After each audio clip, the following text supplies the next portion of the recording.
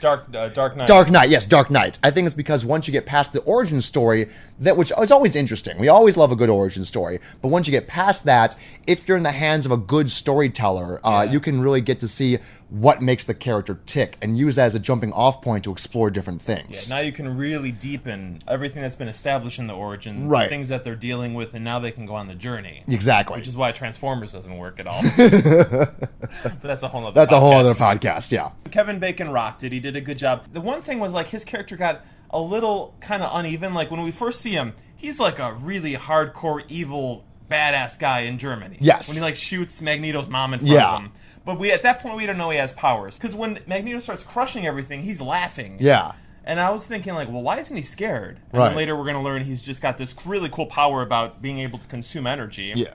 Which almost makes him invincible, pretty much. Which is a great comment on the whole nuclear atomic age at that time. So he's just like a creation of his environment. Right. But then all of a sudden, the Nazi thing, he's not really talking German anymore. Now he can speak any language. Right. And now he's more comedic and he's not as serious. And I don't know, when we see him again, he's kind of like gone through too much of a change. I know it's been like 20 years or so since Nazi Germany.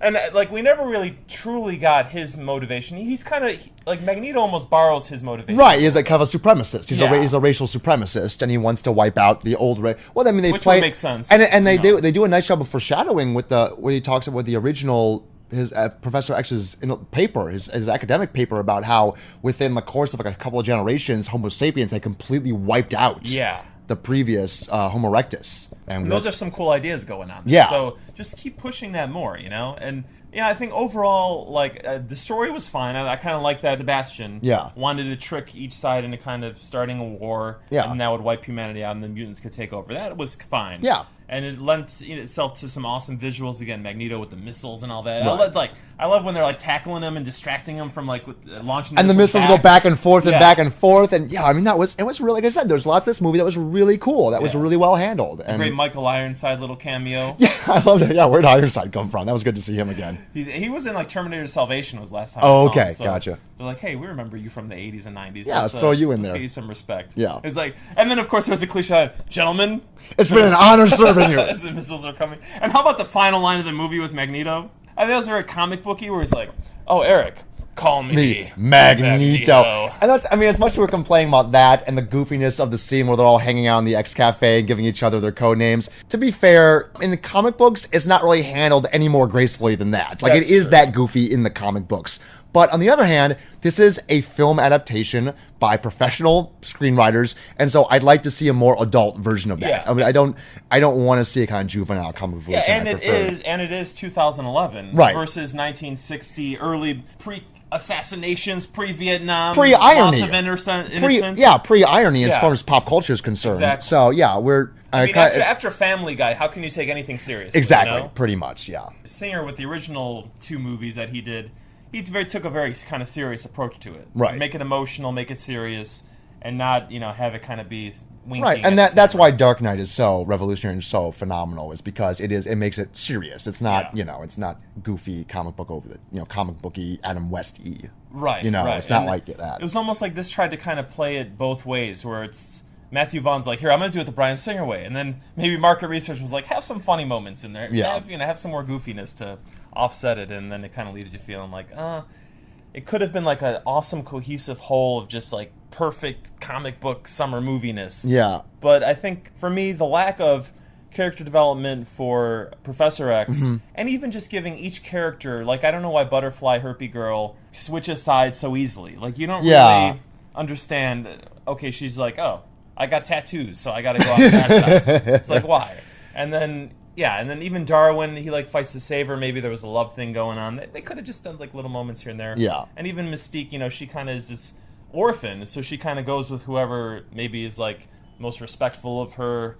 So she went from Xavier to Beast and then to Magneto, who was like kind of putting the dirty moves on the whole movie. Yeah, pretty much. Yeah. He's kind of the older guy, and she's like 16, 17, and he's like, you're beautiful. The way you are. It's like everything that a teenage girl wants to hear from an older man. Pretty much, yeah. And he even calls it out. He's like, when you're older, But then he makes out with her, though. Yeah. He does make out with her, so. Yeah, so it's... Whatever. There's different rules for mutants. Exactly, I guess so. So yeah, I would have liked to have seen a little more cohesion just with characters and just the tone. Just keep the tone a little more... The tone, that's the main... Yeah, the tone was... Because back and forth throughout between being serious and goofy and serious and goofy, and I have no problem with them having fun with it, but when it's just like weird and just like stupid goofy, you know, it just like I don't know. The tone would have been the great cameo by Wolverine, right? Yeah, that was really well done when they go to find Wolverine and you're allowed one you in a PG-13, and they owned it, man. Did they ever use it well there? Yeah, exactly. Go yourself. That was perfect. And that was like, I brought that house down, man. Because I didn't see that. I didn't know Wolverine was in it. I didn't know. That was a great cameo. Yeah, just like it was a perfect end to the montage where it's going so easy, and then they meet this guy, and he's just like. Overall, then, is this a sign of movie hope, movie apocalypse? Is it in that limbo area? I mean, I think it's movie hope in the sense that it was a good comic book adaptation where they actually tried to pursue some character development, especially with Magneto. They tried to tackle some serious issues in a serious way. They didn't make it just... I mean, contrasting this with X3. Right. Contrasting this with Brett Ratner and with the Wolverine movies, I mean, it's like... It really is a much better film than those. It's a much better direction than those. It doesn't stand up quite as much as to the best examples of the genre. Yeah. But it's still very good. Absolutely, yeah. So. Same way. It's just definitely an awesome surprise, and Vaughn tried to do the right thing, and he succeeded more often than he didn't. Right. And it's, it's definitely X1, X2, and then this. And then pretty much. I guess and then we'll just forget about the other ones. We'll forget about the other ones, yeah. So just a quick aside, how the F did Ratner F up X3 so badly?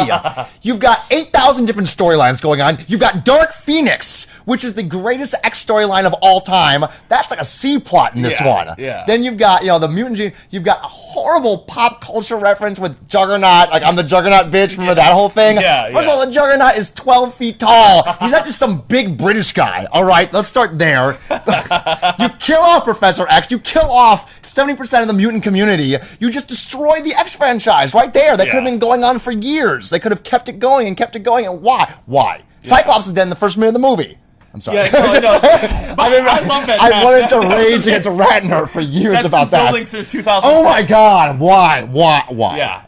The only way that I've been able to explain it to myself is like there had to have been some kind of communication in the studio that was like, we're not going to make any more, so let's just end it right now. Because I don't understand why you kill the Golden Goose, though. If you're already... I mean, obviously they were planning on spinning it off with Wolverine and all these other things, but yeah, you can spin off and you can still keep the original franchise going, right? Or was Halle Berry being that much of a diva? Right. Is that the problem? Like, I don't know. Maybe all the stars were just like, hey, we're done making these movies. That could be it. That might have been it, Although, what's her face been up to? Jean Grey. Famke Jensen. Yeah, Famke Jensen. I guess she hasn't done any softcore Cinemax in a while, so what has she got to do? Oh, I love Famke Jensen, though. Oh, memories of childhood.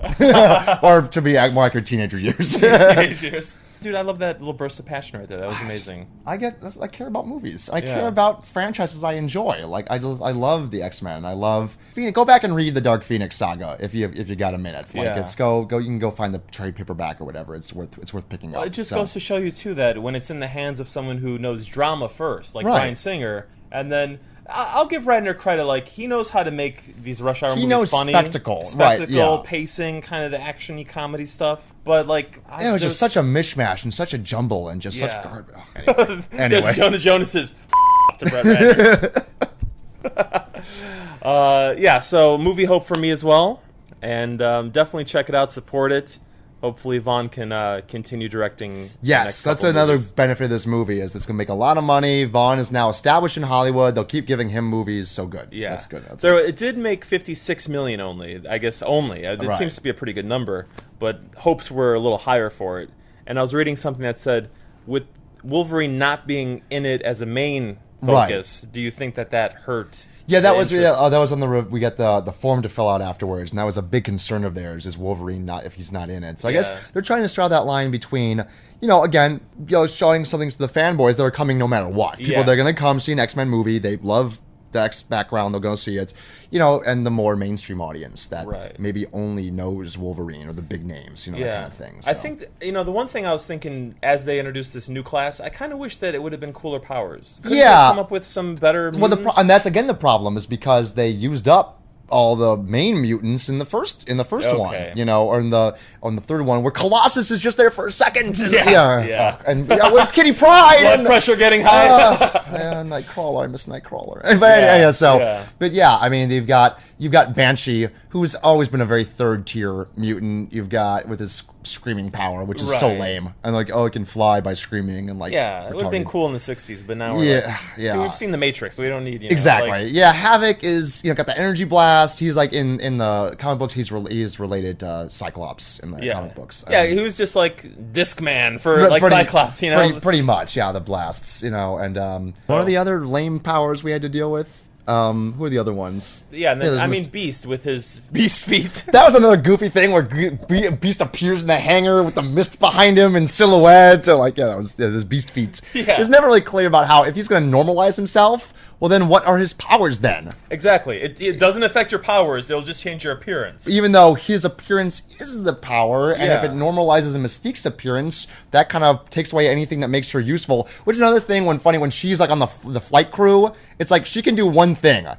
that's masquerade as Sebastian Shaw or Magneto, whatever it was. Like that's all she can do. She's good for subterfuge and infiltration, but in actual battle, she's pretty much useless. Well, she does have some kung fu moves. I guess I remember like from the X-Men movies. Yeah, but that's her. Yeah, Rebecca Romijn, the later Rebecca Romijn Stamos version does, because she's been trained. And but here it's just more kind of sexuality meet chameleon abilities or whatever. So this didn't stay true to the comics, right? So it's almost like that Star Trek kind of like alternate universe rebooting, but then also making up what we want. So they could just come up with better mutants, powers, I guess. Yeah, that's like lack of imagination. I don't know. So I don't know. So. Well, again, none of the new mutants can be too powerful because that upsets the balance. And that's true. Even though the bad guys all have the cool powers, they're like way. Yeah, the suit. That by the way, when the Nightcrawler analog was dropping FBI agents from the sky, that was awesome. One of the best. That's like one of the coolest ideas ever. Yeah, they're all sitting in the X-Men cafe and they're like, "What is that noise?" And it seems like big footsteps or something. Right, and it's just poof,